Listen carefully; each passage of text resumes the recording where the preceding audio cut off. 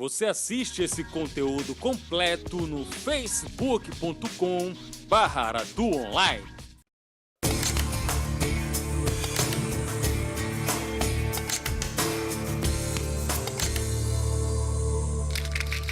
Olá, seja bem-vindo a mais uma live, um programa exclusivo do conteúdo digital da Aratu, esse Linha de Frente de hoje que recebe o deputado federal Daniel Almeida, baiano da cidade de Mairi, com 63 anos de idade, vice-líder do PCdoB na Câmara dos Deputados em Brasília. Seja bem-vindo, deputado Daniel Almeida. Obrigado pelo convite, é uma honra muito grande estar aqui com você, Pablo, com você, Matheus, é realmente uma alegria especial. É uma alegria também estar com o senhor, porque poderemos discutir sobre os grandes temas da política e da sociedade brasileira no momento. Entre eles, reforma da Previdência, vamos falar muito aqui. A disputa para a aprovação da reforma da Previdência deve tomar o Congresso Nacional logo depois do Carnaval. Vamos falar também sobre intolerância religiosa, porque há mais de 10 anos, um projeto de lei do deputado Daniel Almeida começou a tramitar na Câmara justamente para combater a intolerância religiosa, esse tema que é muito importante. Mas eu quero começar, para dar uma esquentadinha aqui, viu, Matheus Carvalho? Eu quero começar com um jogo preparado por nossa produção, que é o jogo das escolhas, né, do sim ou não. Quem é que o deputado Daniel Almeida prefere? A gente vai colocar algumas opções separadas por nossa produção. O Matheus Carvalho vai comentar, ele gosta de polemizar, viu, Daniel Almeida? Ele é um menino com esse olharzinho sereno, de olhos azuis, verdes, mas ele gosta de polemizar. E ele também tem perguntas sobre o comunismo para Daniel Almeida. Vamos para a primeira imagem, eu quero saber do Daniel Almeida, quem ele prefere dos dois? Michel Temer... Não, pode ficar no muro, hein? Ou Jair Bolsonaro? Vocês também pegam pesado demais. Como é que escolhe aí? Não tem como escolher. Aí o povo brasileiro não merece nenhum nem outro. O Temer é essa figura execrada, é uma figura completamente alheia aos problemas do Brasil. Aliás, tem feito muito mal ao Brasil como gestor. E o Bolsonaro seria o atraso, o abismo. Portanto, não há hipótese de escolher nenhum. Há um menos pior, então? Eu teria muita dificuldade de identificar um menos pior. Olhando a trajetória do Temer, ele passou por momentos melhores do que o que está passando agora. Então, se a gente tivesse que destacar coisas da trajetória de um e de outro, o Temer teria alguma coisa em algum momento a ser destacado. O presidente Michel Temer, que é aprovado por 3% da população brasileira, uma minoria absoluta, mas que temos um representante aqui dos que aprovam Michel Temer. Não sou eu, imagino que não seja o Daniel Almeida, eu acho que é Matheus Carvalho. Você está entre os 3%? Não, Mateus? Eu queria fazer uma pergunta relacionada ao Michel Temer. O Michel Temer veio de uma chapa que sofreu impeachment, a dificuldade natural de governar, de ter aprovação e tal, isso está nítido. As medidas são muito impopulares, sem dúvida. Agora, a economia melhora. Como é que se dá esse fenômeno?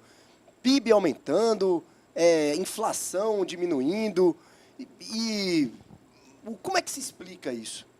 Olha, Matheus, se tivéssemos sem Temer, a economia teria melhorado mais e mais rápido.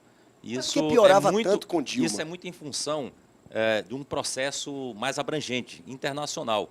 Houve uma crise na economia global em 2008, 2009, afetou, em primeiro lugar, as economias centrais, a economia americana, a economia da Europa, e depois foi se irradiando e afetou fortemente as economias em desenvolvimento, entre elas a economia do Brasil. Ela chegou aqui com mais força em 2014, aprofundou em 2015, 2016, né? E naturalmente há uma reversão. A economia americana volta a crescer de forma acelerada, já há uns 2 anos atrás, em 2017, cresceu muito. A economia da Europa também voltou a crescer bastante. A economia da China, que desacelerou um pouquinho, volta a crescer. As commodities que tiveram preços mergulhados para baixo, voltou a crescer, né? O preço do petróleo, do ferro. Então, naturalmente, o Brasil teria um crescimento... Qualquer que fosse o governo? Qualquer que fosse o governo. A economia americana, hoje eu vi um balanço falando de um ano do governo Trump, e todos consideram um péssimo governo, mas a economia americana continua crescendo. São esses ciclos, né, naturais da economia global. Uma hora ela cresce, atinge um pico, depois mergulha. É próprio desse modelo capitalista. Aliás, os economistas estudam isso com muito cuidado, com muito zelo. Ainda recentemente eu fiz um estudo de um economista que está fazendo muito sucesso pelo mundo, chamado Thomas Piketty, que ele fez uma análise num livro chamado O Capital no Século XXI, e uma análise dos 100 anos de desenvolvimento do capitalismo, e vai revelando isso, esses ciclos que o capitalismo produz. Infelizmente, a cada ciclo a crise se aprofunda, as desigualdades aumentam, né? E no ciclo seguinte os mais ricos ficam mais ricos, a desigualdade aumenta, como tem acontecido agora, onde 1% dos mais ricos tem mais economia, tem mais riqueza do que os 99% restantes, né? Mas o Brasil, portanto, está nessa inércia, né, da alavancagem da economia global. O Temer, ao invés de melhorar o ambiente para este crescimento ser mais acelerado e num volume maior, ele tem dificultado. As medidas que ele tem tomado são para inibir o crescimento econômico. Esse é o deputado comunista, o Daniel Almeida, vice-líder do PCdoB, um baiano na Câmara dos Deputados, ele que está na lista dos 100 mais influentes. Daqui a pouco eu vou mostrar a reportagem que tem lá no blog de Pablo Reis. Ele está na lista, é um dos 7 baianos entre os 100 mais influentes escolhidos pelo DIAP, o Departamento Intersindical de Assessoria Parlamentar. Ele falou de um livro importante, eu queria que Eduardo botasse aí, ó. Eu gosto muito desse livro do Thomas Piketty, O Capital no Século XXI, um jovem economista que mostrou aí com um apanhado histórico importante, não é isso, Daniel Almeida? Você age, já botou o livro ali, está tudo. A biblioteca aqui é muito... Aqui é muito rápido, Daniel Almeida. Você fala, a gente consegue. Quem chegou aqui foi Ney Bandeira, também um comunista antigo, um homem inteligente que pé frio, viu, Daniel Almeida? O foi Ney... para Fonte Nova, você viu o que aconteceu. Esse cara é uma boca de azar. Eu vou mostrar aqui, ó. Que bom ver o Ney aqui. Ney, você com essa energia, você é um grande amigo, parceiro, né? Não tem negócio pé frio, não. É porque os nossos times estão muito ruins mesmo, né? Tem que melhorar muito, viu? Daniel é Vitória? Eu sou Vitória. Daniel Almeida é Vitória, olha aí, Ney Bandeira. A assessora do Daniel Almeida também, a competente Márcia aqui. E Ney Bandeira tá de ressaca porque, pô, Ney, contra o Botafogo da Paraíba... E eu ao lado dele, viu? O jogo ao lado dele.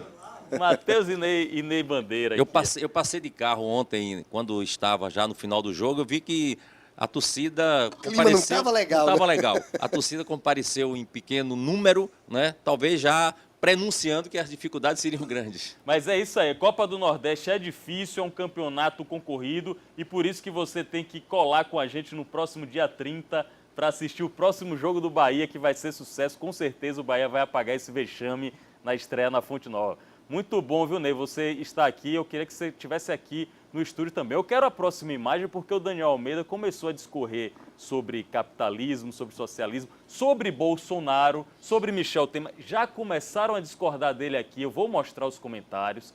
Tem os aliados de Bolsonaro, os fanáticos de Bolsonaro, que não ficaram satisfeitos com o Daniel Almeida. Mas eu quero a próxima escolha aí, Eduardo. Essa escolha ficou fácil para ele. Tem uma deputada, uma ex-deputada do PCdoB, que é candidata a presidente, e tem um candidato, um possível candidato do PT. Quem é que o senhor escolhe aí nessa disputa entre Manuela Dávila e Lula? Valeu. Olha, eu escolho os dois. A Manuela esteve aqui, aliás, gostou muito, saiu daqui encantada com o formato do programa, com o dinamismo que ele tem, né? E disse, olha, eu vou levar isso como uma boa referência de como interagir. É bom que a Bahia está no cenário nacional. Vocês estão de Mas parabéns. eu não vou deixar você ficar com os dois, não. Tem que escolher. Ele tentou enrolar, viu?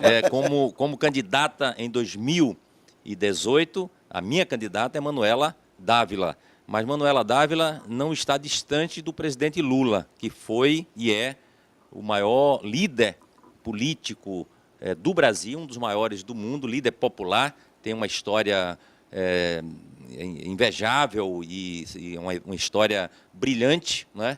com a trajetória que teve, e continua jogando um papel decisivo para a democracia brasileira, para a vida dos que defendem a liberdade e a democracia no nosso país. Se E tem todo o acontecesse- direito de ser candidato à Claro, presidência da República. Se acontecesse uma extremamente improvável situação de um segundo turno entre Lula e Manuela Dávila, o Olha, que o senhor faria? imagina se nós pudéssemos ter esta graça, nós não teríamos nenhum susto.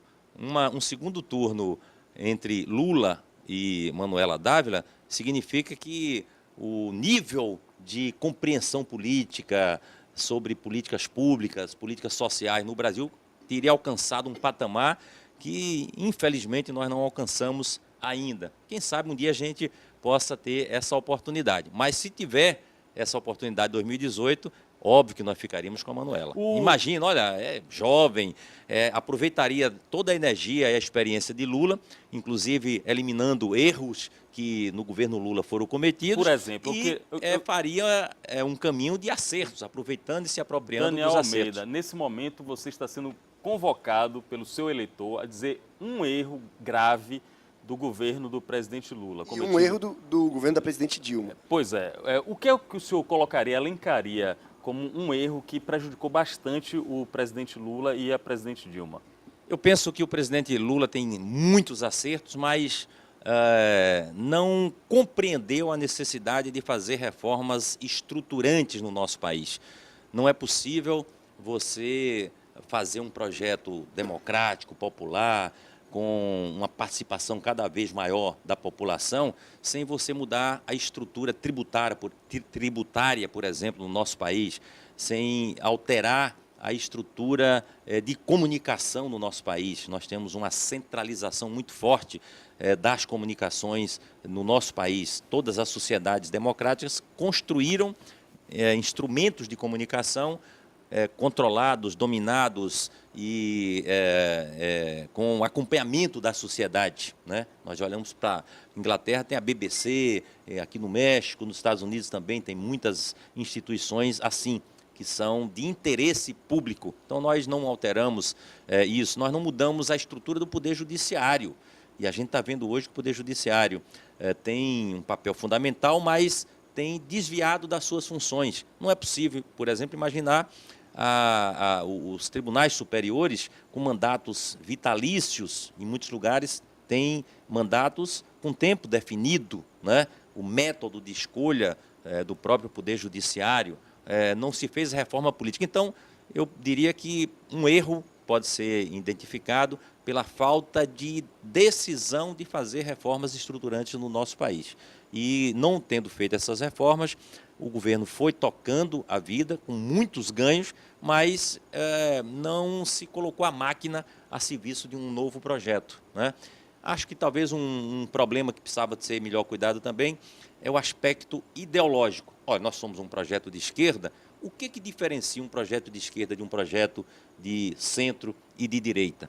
Não é? Por que é diferente? Como convencer as pessoas que este projeto tem ganhos, tem vantagens para o coletivo, para o social, para os indivíduos que são diferentes? Então, isso seria uma falha também que o senhor apontaria no governo de Dilma Rousseff, porque, e Matheus lembra muito bem isso, ela escolheu um ministro da Fazenda, o Joaquim Levin, que é muito associado ao grande capital, aos bancos, aos banqueiros. Seria uma aproximação muito forte, muito rápida, acentuada com os liberais, com o discurso de direita mais conservador na economia?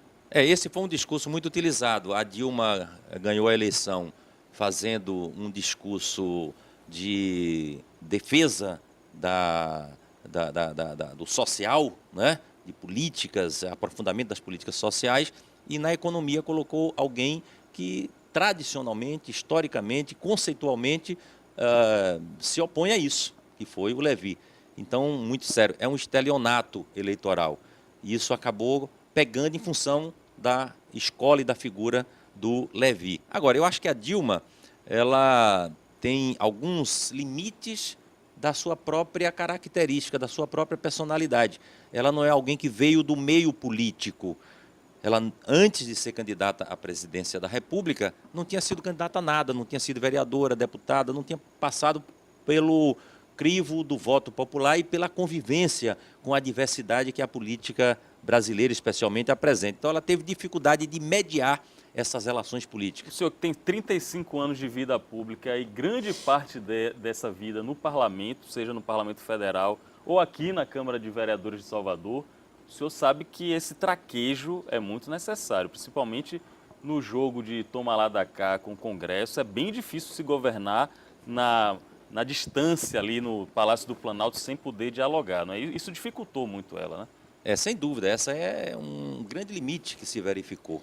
Ela sabia que tinha que fazer alianças, porque o Congresso que o povo colocou para representar os interesses da nação, o parlamento brasileiro, tem uma composição muito diversa e predominantemente de centro e de direita, né? Isso não dependia da vontade da Dilma, foi uma decisão do povo colocar esse Congresso lá. Ela, eleita presidenta da República, teria que governar com esta realidade. E eu acho que ela teve dificuldade de compreender isso e fazer as tratativas da forma mais adequada. Não é estimular o toma lá da cá, não é? Mas teria que ter um alinhamento político, a construção de uma base política, levando em conta esta realidade. A gente trabalha muito para que, ao eleger um presidente da República, o povo compreenda a necessidade de eleger um parlamento que tenha identidade com o presidente eleito. Mas, infelizmente, em função, inclusive, do sistema político eleitoral brasileiro, isso não tem sido realidade. Deputado, o senhor falou muito do ponto de vista ideológico e citou, pouco antes, o livro do Thomas Piketty, o Capital, no século XXI, né? Pensando nessas duas situações, tanto do ponto de vista ideológico quanto do ponto de vista técnico, o senhor ainda acredita no comunismo, do ponto de vista econômico? No início do século passado, Ludwig von Mises teorizou sobre o socialismo e falando sobre a impossibilidade técnica do socialismo. E é um texto que não foi refutado de maneira satisfatória pelos teóricos de esquerda. E o que a gente vê hoje é que mesmo os países comunistas têm uma economia capitalista, assim, quase como se capitalismo virasse sinônimo de economia. O senhor ainda acredita na economia planificada, no fim do mercado, ou é uma coisa meio híbrida? Olha, conceitualmente, acho que o comunismo, o socialismo, está mais presente do que nunca. O que Marx elaborou, do ponto de vista conceitual, como se desenvolve a sociedade humana, os conflitos de classe, o interesse do capital, a trajetória do capital como um elemento excludente e de concentração da riqueza, e a alternativa de uma sociedade mais fraterna, de uma sociedade de apropriação coletiva da produção, que também é feita coletivamente, todos esses conceitos estão mais atuais do que nunca. Nós podemos discutir experiências de socialismo e erros que foram cometidos na experiência do socialismo, na União Soviética, na China, e hoje a China se afirma como um país comunista e é o melhor exemplo de distribuição de renda, de desenvolvimento econômico, se apropriando de métodos capitalistas, mas com uma construção definida para atingir uma distribuição de renda melhor para o conjunto da população e tem alcançado resultados. Então, eu acredito que esses conceitos não foram superados, muito ao contrário. Nós não podemos nos conformar com uma sociedade como vivenciamos hoje no mundo, que prevalece o capitalismo. Nós temos 7 bilhões e poucos de seres humanos e apenas 1 bilhão dessas pessoas tem acesso aos bens que lhe dão dignidade. E a esmagadora maioria não tem acesso a nada. Diante de uma geração de riqueza que daria para alimentar e dar condição digna de vida a todos os seres humanos. Então, eu queria só continuo informar acreditando. Que quando o senhor está falando, a produção está colocando imagens ali de Karl Marx, o amigão do Engels, não é isso, Matheus? Ele que formulou formulou as bases dos principais teóricos comunistas e influenciou toda a política, toda a geopolítica mundial. Esse homem barbudo aí, se você não conhece, vale a pena ler para ter conhecimento o manifesto do Partido Comunista. Inclusive a turma que se diz de direita ou que se diz liberal precisa ler para poder ter Contestar condição de bem. refutar. Bem, Porque esse é um teórico fundamental. Você falou, Pablo, do Manifesto, é um livrinho de 1848. É pequeno, você lê numa bem curtinho sentada. mesmo, é. E eu recomendo, mesmo aqueles que não acreditam, até para criticar, vá lá, dê uma olhada, que eu acho que está muito presente.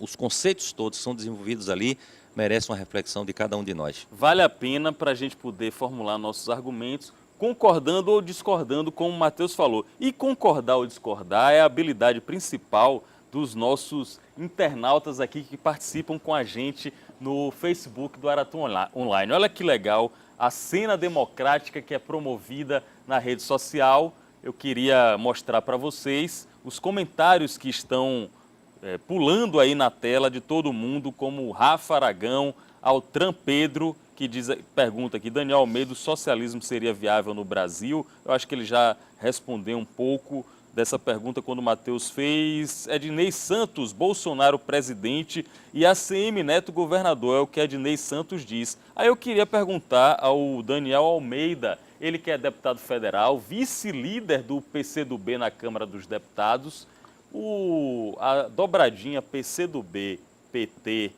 para a reeleição de Rui Costa está mais forte do que nunca ou está um pouco ameaçada, já que dificilmente o PCdoB vai conseguir a vaga para o Senado? Olha, Pablo, está mais forte do que nunca, é uma necessidade, é uma decisão consciente que o PCdoB tem. O PCdoB sempre zela muito por se vincular a programas, a projetos. Claro que na disputa nós buscamos um espaço no projeto que corresponda ao tamanho da contribuição que o partido dá. Mas não colocamos o interesse pessoal, tanto de personagem do partido quanto da estrutura partidária, em primeiro lugar. Sempre é o projeto que está em primeiro lugar. No caso específico da Bahia, nós temos um compromisso com um projeto que começou com Wagner, hoje é liderado por Rui Costa, tem sido muito bom para a Bahia, tem produzido muitos frutos. É só comparar o método de governar e as realizações que estão acontecendo em Salvador e no interior da Bahia como um todo e verificar que os resultados são muito positivos. Não dá para interromper isso. E, portanto, independente da posição que o PCdoB estiver, e nós pleiteamos uma posição na chapa majoritária pela trajetória que temos, pelas lideranças que temos e pela contribuição que já demos nesse período inteiro, nós pleiteamos, mas isso não é impositivo. O PCdoB tem 3 deputados federais, 3 deputados estaduais, uma secretária de Estado. Duas, a secretária de Políticas para as Mulheres, a Julieta e a Olívia Santana. Esse espaço está combinando, está compatível com o tamanho que vocês conseguiram alcançar, sobretudo nas últimas eleições. Tentaram até a eleição na Prefeitura de Salvador com a Alice Portugal, que foi derrotada por ACM Neto. Mas vocês estão satisfeitos com esse espaço? A gente sempre acha pouco, né? E é natural. É como na vida, a gente sempre quer um pouco mais, quer ir adiante. É um debate que a gente tem feito, nós temos essa presença, sempre disputamos uma contribuição maior. Temos também a gestão à frente da Bahia Gás, que é uma coisa bastante exitosa, né? Mas compreendemos as dificuldades que o governo tem para manter essa base ampla de muitos partidos e atender os pleitos de cada um. A gente olha assim no cenário, fica sempre aquela sensação de que o PT é meio guloso, né? Parece. Quer levar muito mais do que o que parece. Quer levar muito mais do que o que podia ter direito. Mas é o partido que encabeça o projeto, né? A gente acaba compreendendo essa disputa que é feita também dentro do próprio PT. Então, nós sempre procuramos ter um pouco mais, mas não vamos brigar por isso. Matheus Carvalho, o PT é um partido guloso? O que é que você acha? Eu achei engraçado, ele falou, olhando de fora parece, imagine olhando de dentro, né? Como vocês estão vendo atualmente. Né? Matheus, eu queria puxar um assunto que é muito caro ao deputado Daniel Almeida, que se trata da intolerância religiosa. A liberdade de expressão, de culto, a liberdade de credo é garantida pela Constituição. O Estado é laico. Pensemos muito nisso. E o deputado Daniel Almeida, ele foi muito combativo e muito feliz nessa questão ao propor um projeto de lei específico para combater a intolerância religiosa. Eu queria que, enquanto ele está comentando a intolerância religiosa, a gente viesse com as imagens da lavagem do Bonfim, retratadas aí, imagens aéreas, retratadas no nosso projeto Belezas da Bahia, viu, deputado? A gente mostra as principais manifestações culturais, artísticas, os pontos turísticos, com essas imagens aí. Tem um pouquinho de som que vale muito a pena para a gente poder recarregar as energias, os bons fluidos aí com a música de Armandinho, interpretando o hino ao Senhor do Bonfim. É um bom exemplo de sincretismo, quebrar de as barreiras da intolerância religiosa, a lavagem do Bonfim. Que coisa bonita, né? Esta lavagem é a expressão da diversidade, que é a formação do povo brasileiro, a cultura do nosso país. A lavagem do Bonfim eu acompanho todos os anos, vou a pé da Conceição à Colina, e esse ano eu percebi mais gente, as pessoas estão angustiadas, uma certa desesperança, mas buscam exatamente numa manifestação como esta o conforto, um abraçar, uma busca de energias, né, que se renova a cada ano para seguir a vida. Eu acho que é um belo exemplo, porque o Bonfim é a mistura de religião com cultura, com política, com protesto das mais diversas formas, né? Mas aquele tapete branco, né, nos enche realmente de muita energia. A imagem até o final de gente, de baianos, de turistas. Como ele disse, realmente estava mais cheio do que em outros anos. Tinha muita gente. Agora, Matheus, ele falou em protestos, o Daniel Almeida falou em mobilização política. Eu acho que ele estava lá levantando bandeiras, com cartazes. Dizem que a campanha eleitoral de um ano começa na lavagem do Bonfim. Eu tenho uma imagem aqui dele. Tem aí, Eduardo? Senão eu pego por aqui mesmo. A imagem, olha aí, ó. Daniel Almeida, o Everaldo ali do lado, né, do Daniel Almeida, Alice Portugal no centro, o vereador Aladilce, a turma toda aí, ACM Neto e Temer unidos pelo fim da aposentadoria, Bonfim pela democracia. Essa manifestação que parece que teve até muita gente, viu? Aí todo mundo no Bonfim pela democracia, promovido pela turma do PCdoB.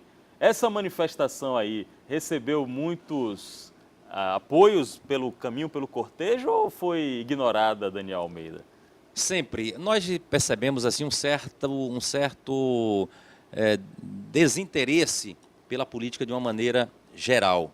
E o que é lamentável, eu estimulo sempre as pessoas a se envolverem, a participar. Não há saída fora da política, não há caminho que não seja pela política. Até a omissão, até a passividade é um ato político, né, que as pessoas tomam e que sempre tem consequências.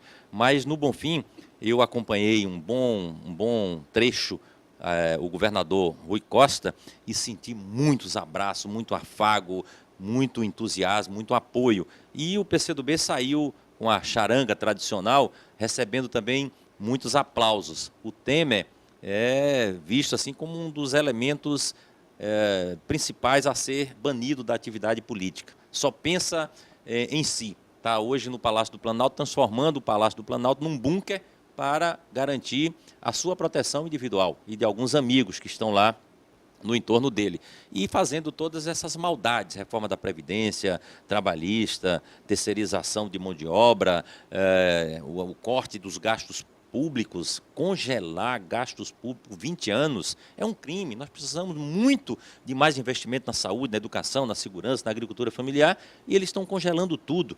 O salário mínimo, Pablo, depois de quase 30 anos, teve um reajuste em 2018 menor do que a inflação. Não chegou ao índice da inflação. Uma das políticas mais importantes que o Brasil teve nos últimos anos foi exatamente valorizar o salário mínimo. Ao valorizar o salário mínimo, você dinamiza a economia. Todos os lugares as pessoas compram mais. Quem está vendendo alguma coisa, seja um salão de beleza, um armazém, uma padaria, o taxista, todo mundo passou a ter acesso a um serviço com uma quantidade maior de consumidores, né? Porque o salário mínimo permitia um pouco mais. Agora o Temer não chegou a corrigir a inflação no valor do salário mínimo para 2018. E Matheus quer fazer uma Deputado, pergunta. com relação à reforma da Previdência, o senhor é a favor de alguma reforma da Previdência, de deixar como está? Existe uma reforma da Previdência ideal? Existe uma reforma da Previdência possível? Qual a opinião do senhor? Porque todos os presidentes da nova República pensaram ou iniciaram algum processo de reforma de Previdência, de tentar votar a reforma da Previdência, mas não conseguiram, até porque é bem difícil, é impopular, tem uns momentos que fica mais difícil ainda, como agora, perto de eleição. O presidente Lula queria algumas mudanças na Previdência. O que é que o senhor acha que precisa mudar nesse sistema? Olha, primeiro, todos os presidentes, Lula e Dilma, fizeram algum tipo de reforma. Lula fez uma reforma da Previdência de grande profundidade em 2004, 2005, concluiu isso em 2005, quando estabeleceu um patamar mínimo de contribuição por parte do Estado e o fundo de previdência público para complementar. Todo servidor público agora não entra e se aposenta no final com a remuneração integral. Mas ele gostaria de ter avançado, né? Ele fez essa reforma que já foi de grande significado e que produz impacto lento, né, ao longo do tempo. Todos os que estão entrando no serviço público a partir de 2005 estão submetidos a isso. Fez também o teto de remuneração, também foi uma coisa importante. Muitos não querem cumprir, inclusive do Poder Judiciário, mas fez isso. Depois, no governo da Dilma, se fez o chamado fator 85-95, ou seja, o cidadão só se aposenta se for mulher, se o seu tempo de contribuição e a sua idade somar 85 anos. E se for homem, se o tempo de contribuição e a idade somar 95 anos. Foi bem impopular também. Isso Teve problemas, mas isso aí você leva em conta a realidade específica né? de homens, de mulheres. Isso está valendo. Agora, essas reformas, elas produzirão resultados ao longo do tempo. A cada ano vai diminuindo as pessoas que se aposentam mais cedo, né? E vai esticando aqueles que estão se mantendo no mercado de trabalho. Agora, o Temer diz que quer fazer uma reforma da Previdência sem sequer esperar os resultados dessas reformas que foram feitas e que, na minha opinião, são suficientes. Não tem moral para fazer isso. Primeiro, não tem legitimidade do povo brasileiro. Ele não foi eleito para isso. Não foi para a rua dizer que faria essas reformas, não é? Segundo, ele não tem moral pessoal. Ele se aposentou com 55 anos, podia abdicar logo da sua previdência, ao invés de querer jogar nas costas do pobre. Terceiro, usa um argumento falso. Diz que tem um rombo na Previdência Social e que, por isso, tem que se fazer a reforma. Não é verdade que tem esse rombo. A Constituição de 88 estabeleceu o chamado Orçamento da Seguridade Social, sabendo que somente a contribuição dos que estão trabalhando não seria suficiente para cobrir as despesas da Previdência, botou tudo num orçamento só. O Orçamento da Seguridade é saúde, previdência e assistência, né? E estabeleceu lá uma cesta de tributos, de impostos, de contribuições para garantir isso. O COFINS, a contribuição sobre lucro líquido, PIS, PASEB, tudo isso, além da contribuição do trabalhador, faz parte da cesta do orçamento da Seguridade, que inclusive está separado do orçamento geral da União. Pois bem, esse orçamento é superavitário, tem resultado positivo todo ano. O que é que eles estão fazendo? Pegam 30% desse orçamento com a tal da DRU e retira para cobrir serviço da dívida. Esse ninguém fala. E esse leva 460 bilhões por ano da contribuição dos brasileiros. Nesse ninguém mexeu. O juro no Brasil continua sendo o mais elevado do planeta, né? E fica dizendo que tem rombo. Tem uma inadimplência de grandes contribuintes da Previdência que chega a 450 bilhões. Também não se cobra. Tem as isenções tributárias. Agora o Temer, para se salvar, para não ser denunciado, para não responder o processo no STF, saiu isentando ruralistas, saiu isentando setores da economia que têm força no parlamento de pagar tributo. Essas isenções, alguns falam que também chega a mais de 400 bilhões. Então, o problema não é o rombo.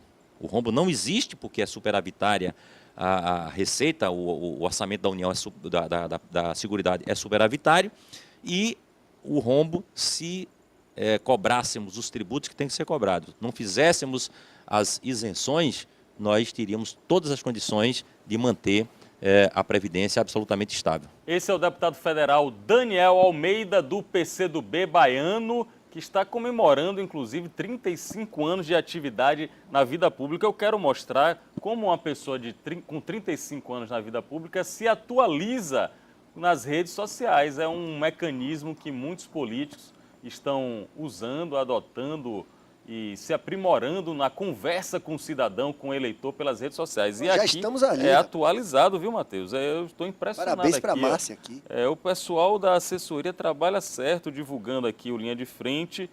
Obrigado pelo privilégio, pela honra e também divulgando as atividades parlamentares do Daniel Almeida. Ontem foi aniversário, dia 18, aniversário do governador Rui Costa. Aqui o deputado Daniel Almeida mandou os parabéns pelas redes sociais. Muitos aliados confraternizaram aqui com o Rui Costa. E eu queria aproveitar para perguntar para o Daniel Almeida, que é do PCdoB. Sempre foi do PCdoB, Daniel?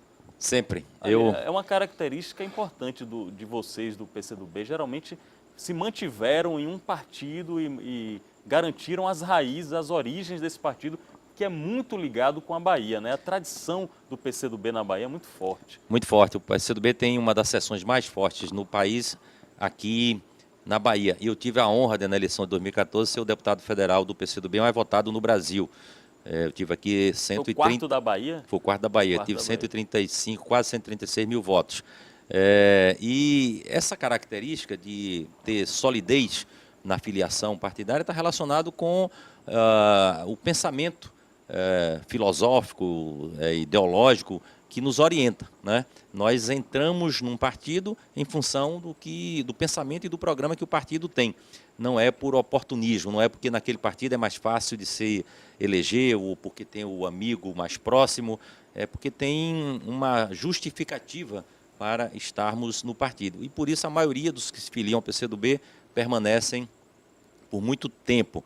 Eu vim do interior, nasci na roça, lá em Mairi, saí de Mairi com 18 anos para vir morar em Salvador, comecei a trabalhar no polo petroquímico em Camaçari em 77, ainda muito jovem, e tive contato com o PCdoB a partir de 79. Já em 81 eu me filiei organicamente ao PCdoB e desde 85 eu tenho uma participação como dirigente do partido. Então, estou muito bem situado e com o convencimento que esse é o melhor espaço para o exercício da minha atividade política. E tem a coerência, né, de não ficar migrando de um partido para o outro, realmente demonstra que vocês têm uma convicção ideológica muito forte. E isso parece que está dando resultado. Eu queria que você, Eduardo e Luiz Felipe, mostrassem aqui, por gentileza, essa reportagem que está no aratuonline.com.br/blog de Pablo Reis. A Bahia tem 7 na lista dos 100 mais do Congresso. No Senado, Otto Alencar e outros opositores de Temer são destaque. Agora eu quero ler... Acho pouco, sabia? É 7 isso, na lista dos 100. exatamente. São esses aqui, ó, os 7. Afonso Florense, do PT, Alice Portugal, do PCdoB, Arthur Maia, do PPS, Daniel Almeida, do PCdoB, José Carlos Aleluia, do DEM, José Rocha, do PR, Otto Alencar, do PSD. A maioria absoluta são opositores a Temer. E o que chama atenção é que o PCdoB tem 3 deputados federais aqui pela Bahia e 2 deles estão na lista dos 100 mais, na lista dos 7 baianos. Mas não é quietinha não, viu? Parece que a zoada que vocês fazem lá chama muita atenção, né? Pois é, Pablo, as pessoas às vezes destacam muito isso. Nós somos uma bancada de 12 parlamentares e dos 12, 5 estão nessa lista. É o partido que proporcionalmente tem mais personagens, tem mais parlamentares na lista dos 100 cabeças do Congresso. É exatamente por isso, porque não tem nenhum parlamentar do PCdoB que está lá porque é filho, porque é neto de A, de B ou de C, porque tem um sobrenome. Todos têm uma origem. Começou no movimento social, seja juvenil, seja dos trabalhadores, seja de bairro, seja do trabalho do campo. Começou aí, fez uma trajetória e chegou ao Congresso Nacional a partir de uma longa vida e de uma longa atividade política. Portanto, já chega lá mais ou menos preparado para o embate que se dá ali. Tem opinião, tem condições de fazer o debate, né? E por isso acaba se destacando. O Congresso Nacional, que é um ambiente que valeria a pena qualquer brasileiro visitar, que é um ambiente bem heterogêneo, tem figuras de todos os tipos. Mas uma figura que era muito relevante nos bastidores e agora está nos holofotes, e eu queria a opinião do Daniel Almeida, é o presidente da Câmara, o Rodrigo Maia, que inclusive, Matheus, eu soube que quer se lançar candidato a presidente da República. Mal teve voto para deputado, Para deputado, né? Foi Entrou ali na no ponga lá, não coeficiente foi? e tal. Como é o Rodrigo Maia, o presidente da Câmara, Daniel Almeida, e principalmente o diálogo com vocês que fazem oposição ao governo? Olha, o Rodrigo é um deputado mediano, né? Tanto do ponto de vista dos votos que tem recebido, como na ação parlamentar. Não é uma figura de destaque, mas na política, como na vida, você, sabendo aproveitar as oportunidades que surgem, acaba tendo projeção. O que aconteceu lá na Câmara, que o Eduardo Cunha, ele, ao se candidatar à presidência da Câmara e depois ser eleito, ele achava que podia tomar conta de tudo, formar blocos, grupos políticos, era para achacar a política brasileira, o executivo, e acabou tendo muito êxito, né? Hoje, se o Temer está aí, é em função disso. E ele dominava aquilo tudo. Quando o Eduardo Cunha saiu, nós pensamos que era necessário quebrar essa estrutura montada pelo Eduardo Cunha, o chamado centrão, que se constituiu ali, né? E não era possível fazer isso com uma figura de esquerda. Era preciso encontrar alguém que tivesse alguma contradição com o Eduardo Cunha e que pudesse ter o apoio de alguns segmentos da esquerda, do centro, capaz de ganhar a presidência da Câmara, para fazer com que a Câmara tivesse um funcionamento regular, porque não tinha funcionamento regular. Com o Eduardo Cunha, tudo era atropelado. Matérias chegavam de última hora na mesa para serem apreciadas, votações eram desfeitas e repetidas quando o Eduardo Cunha perdia, as lideranças não eram respeitadas, o colégio de líderes não funcionava, então a Câmara estava atrofiada do ponto de vista do seu funcionamento.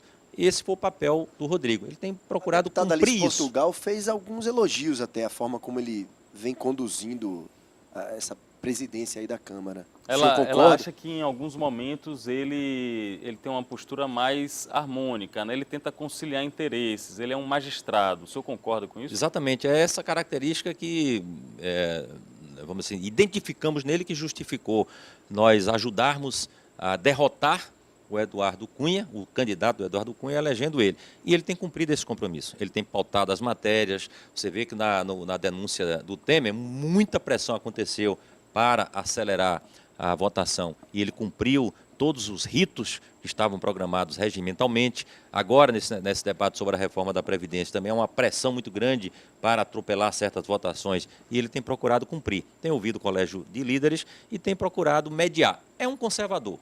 Do ponto de vista econômico, ele é extremamente conservador, mas respeita os acordos. Eu não tenho notícia de acordos que tenha sido feito com ele e que ele tenha descumprido. Ele procura ouvir e respeitar os acordos feitos. Deputado, eu tenho feito essa pergunta para todos os políticos que vêm aqui, sobretudo os que estão no parlamento.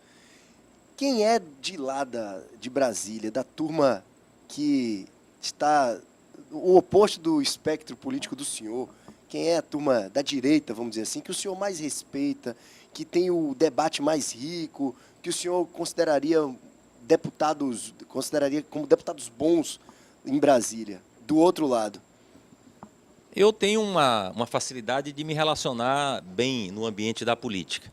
Às vezes eu nunca voto com um determinado colega deputado, voto sempre no lado oposto, mas a gente convive, dialoga, combina as coisas. Aqui, na Bahia, eu tenho um respeito muito profundo por Jutaí. Considero uma pessoa que tem posições sempre divergentes da minha, mas é uma figura de muito caráter, que todas as tratativas, a opinião que ele tem, ele expressa assim, com muita naturalidade, né? E tudo que eu tenho procurado dialogar e combinar com ele tem acontecido. E ele, apesar de não ser uma pessoa estridente, de muita tribuna, etc., tem uma influência muito grande nas articulações de bastidores e goza de muito prestígio e muito respeito. E com quem o senhor tem mais dificuldade de convivência ali dentro? Aqui da Bahia é Não, difícil. não só. Não Aqui, só. olha, eu não consigo me relacionar, por exemplo, com o Bolsonaro. É difícil você encontrar um ponto de convergência com uma figura assim, né? É de Como é o muita Bolsonaro lá no desqualificação. ambiente, Daniel? Ele Fora das câmeras, vamos fora dizer das assim. câmaras, ele entre vocês lá. Como é o Jair Bolsonaro deputado nos bastidores? De poucos amigos, de muita tentativa de afirmar o seu ponto de vista no grito, na provocação, no distrato com as pessoas. Eu não conheço uma proposta elaborada do Bolsonaro sobre nada, nem sobre segurança que ele imagina ter opinião para defender. Procura o Bolsonaro e diz, olha, você tem uma proposta estruturada sobre isso? Ele não tem. Sobre segurança, sobre economia, sobre juventude. É apenas repetidor de frases de efeito, sempre frases muito retrógradas, muito no sentido da provocação. Como ele fez com a Maria do Rosário, né? Você não merece ser estuprada porque é feia. Né? Sendo processado. Ele foi processado e foi condenado. Ele pode, inclusive, ter Correndo dificuldade. E tal, mas pode ter problema Pode ter até na dificuldade eleição, na campanha para presidente. Exatamente. Então é uma figura assim, né?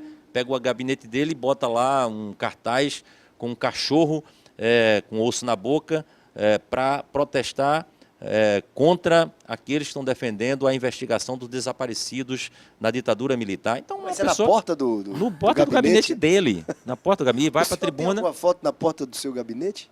Pois é, tem alguns cartazes lá de apoio a movimentos sociais, alguma bandeira que está sendo... E tem essa imagem aí do cachorro. E na porta do gabinete do Bolsonaro tem essa imagem do cachorro com osso na boca para protestar contra aqueles que estão defendendo que se investigue o desaparecimento de pessoas no período da ditadura Esses detalhes militar. de bastidores só aqui no Linha de Frente, só pra gente no Linha de saber, Frente. viu? E a Pois gente é. vai lá em Brasília, vamos lá no Congresso para mostrar tudo isso, mas agora a gente vai dar uma pausazinha de alguns segundos aqui na live do Linha de Frente para entrar ao vivo na TV Aratu com essa chamada com o Daniel Almeida. Vamos lá.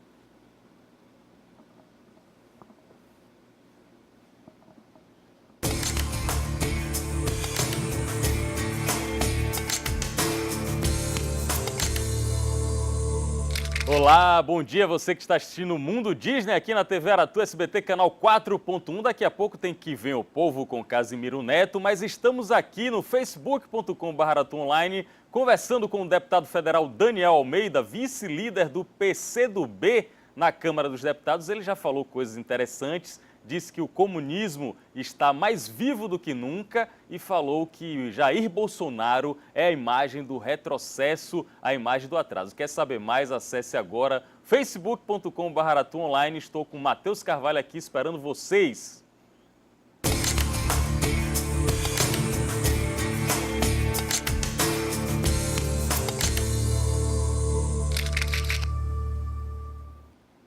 Voltando ao vivo aqui pelo facebook.com/aratuonline, com a presença de todos, os comentários da turma que está defendendo Jair Bolsonaro. Com essa chamada para a TV agora, Sim. os fãs de Bolsonaro vão Vão entrar vir com tudo. todos, viu? E vamos ler todos os comentários de vocês aqui na live do facebook.com/aratuonline. Eu quero saber agora de Daniel Almeida trazer o assunto para o nosso ambiente doméstico. 2018, depois do Carnaval, devem crescer muito as especulações a respeito das eleições de outubro. Vocês têm aí um adversário que é o prefeito ACM Neto, ainda não anunciou oficialmente sua candidatura, mas tudo leva a crer que deve ser o candidato que vai se opor ao governador Rui Costa, que tenta reeleição. Vocês estão juntos no mesmo barco aí contra o ACM Neto. Há algo para se destacar na administração de ACM Neto aqui em Salvador? Você que acompanha muito de perto a cidade do Salvador, você destacaria algo positivo na administração de ACM Neto?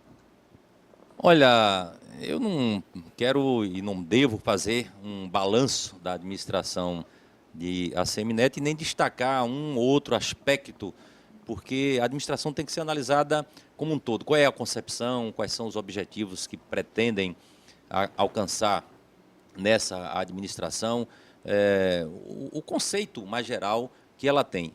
Se a gente for analisar isso, nós vamos ver que o conceito que prevaleceu não é novidade. Ele é um coronel travestido de coisa moderna, como foi o pai dele. Até apropriou-se do nome, né, para não ter dúvida a esse respeito. E procura atualizar a forma de gestão usando ferramentas mais modernas. Por exemplo, faz um esforço muito grande de usar a internet, as redes sociais, e aí ele tem alguma competência.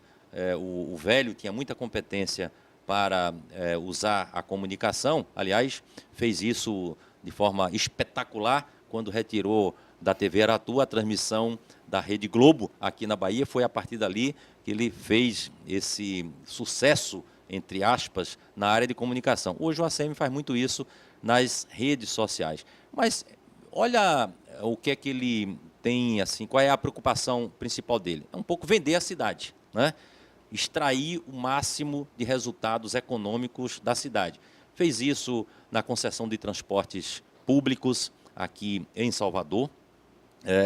Fez isso vendendo terrenos em Salvador, quase sempre para amigos. Na escolha das obras que realiza, faz isso também levando em conta interesses econômicos, empresas que têm vínculo com familiares e com gente da amizade dele. Faz isso na área da cultura. Salvador é uma cidade de muita festa, muitos eventos, uma cidade criativa, de gente alegre, né? Mas ele transforma tudo isso em instrumento de negócios quase sempre para si. As grandes empresas que executam as atividades festivas têm vínculo com empresas vinculadas a ele.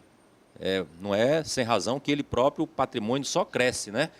Quando entrou na política, já entrou muito rico, mas o patrimônio triplicou algumas vezes depois que ele está na atividade política, né? Então, esse é um dos perfis. Olha aí as questões sociais. Salvador tem uma das menores coberturas de atenção básica à saúde da Bahia. Aqui não chega a 30%. No conjunto do estado, temos em torno de 65%, 70%. Muitos municípios já chegou a 100%. Olha quantas creches ele fez aqui. Tem um programa para proteger a primeira infância, fazer creches. Aqui em Salvador, nós precisaríamos de 100 creches para fazer uma cobertura minimamente razoável. Ele abandonou tudo isso, não fez esses investimentos. Então, não se preocupa com o social e se preocupa muito em realizar negócios. E como tem uma grande capacidade de comunicação, ele tem uma vocação e um perfil de líder. Agora, mas líder. O índice de popularidade, de aprovação do prefeito ACM Neto é crescente. Ele teve uma segunda eleição melhor do que a primeira, inclusive, em termos de número, de proporção de votos. Isso não assusta um pouco no cenário estadual para concorrer com o Rui Costa, apesar de que o Rui Costa também é muito bem avaliado. Pois é, ele tem essa eficiência, né, muita eficiência de comunicação, pegou um governo anterior que foi muito ruim, é difícil encontrar um governo que tenha sido pior do que o que ele acabou sucedendo, né? Isso também é uma vantagem muito grande. Extraiu muitos recursos de impostos, inviabilizou a indústria da construção civil, a indústria imobiliária em Salvador, está respondendo processos ainda na justiça sobre IPTU, um dia isso pode gerar um problema grave lá na frente. Então ele tem essa característica. Agora, o povo vai comparando dia a dia. Ele não terá condições de ganhar essa eleição e também não pode deixar de ser candidato. Ele está numa teia que ele próprio montou, que não tem alternativa. Ele é o líder de um bloco de oposição e se ele não sair candidato, ele pode perder essa liderança desse bloco de oposição, né? Se ele não sai candidato, fica parecendo que abandonou, né, a batalha, foi frouxo, covarde, né? Não entrou na disputa. Portanto, ele tem obrigação de ser candidato, sabe que vai perder a eleição, porque comparando, mesmo em Salvador, as realizações do governo Rui Costa e do prefeito, o governo do estado bate longe, longe. Tentar viabilizar uma candidatura à presidência da República não seria uma solução para essa teia, como você disse, para essa encurralada que o ACM Neto se encontra no momento? Ele não tem estatura para um projeto desta dimensão. Ele, na Bahia, tem essa Alfinetada aparência. aí nesse lance da estatura, né? Não, de jeito nenhum. Eu respeito todas as estaturas físicas de todos os cidadãos, não tem nada a ver com isso. Mas ele não tem estatura política, né? Ok, tô brincando. Tem esse debate sobre a possibilidade e tal, fazer política, né?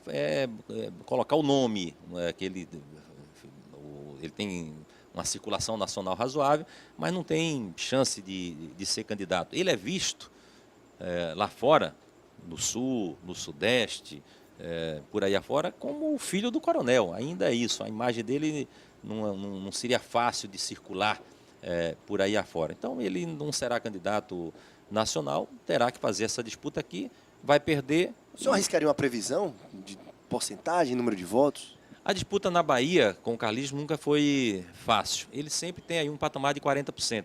Nós ganhamos as últimas 3 eleições com uma diferença sempre pequena, né?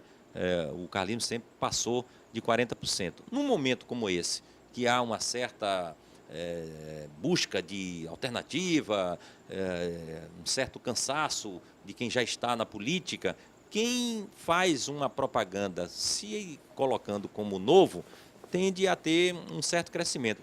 Já partindo de um patamar, como ele sempre tem partido, acima de 30%, próximo de 40%, é natural. De 40% é natural que tenha um percentual razoável. Nunca será uma disputa fácil. Nunca foi e não será nessa, né? E eleição só se comemora depois que conta os votos. Ninguém ganha de véspera, né? Não podemos ter descuido. Mas ele sabe que o Rui é favorito, sabe que ele vai perder a eleição, porque nós estamos muito preparados para a disputa. O seu colega e amigo, Jutaí Magalhães Júnior, esteve aqui nesse mesmo lugar e disse que nessa chapa, ACM Neto, governador, Jutaí para senador, e do outro lado, Rui Costa e Jacques Wagner, que ele teria mais votos do que Jacques Wagner para o Senado. Disse aqui, fez uma aposta.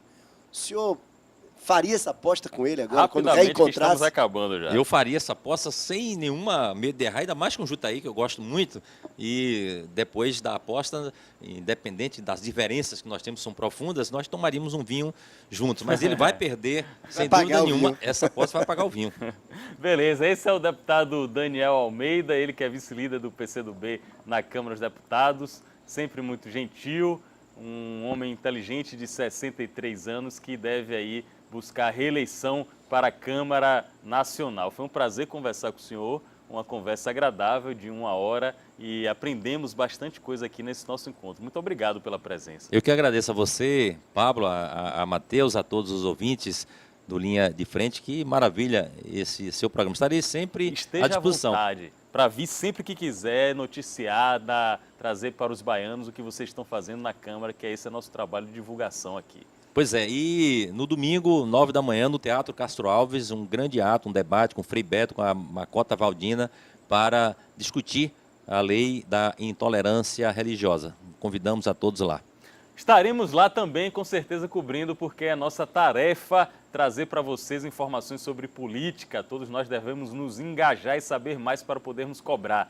Encerrando esse Linha de Frente, agradecendo hoje especialmente o trabalho do nosso Otoniel aqui, cinegrafista nas câmaras, direção de TV de Luiz Felipe, produção de Eduardo Souza e Camila Costa, caracteres de Laís, áudio de Edivan. Vou encerrar o programa com a frase, Matheus, que não é minha, a frase é do industriário americano Henry Ford, ele que é o autor, criador da linha de montagem dos carros Ford. Ele diz o seguinte: insucesso é apenas uma oportunidade para você começar mais uma vez de uma forma mais eficiente. Pense nisso e até um próximo encontro. Um abraço, valeu!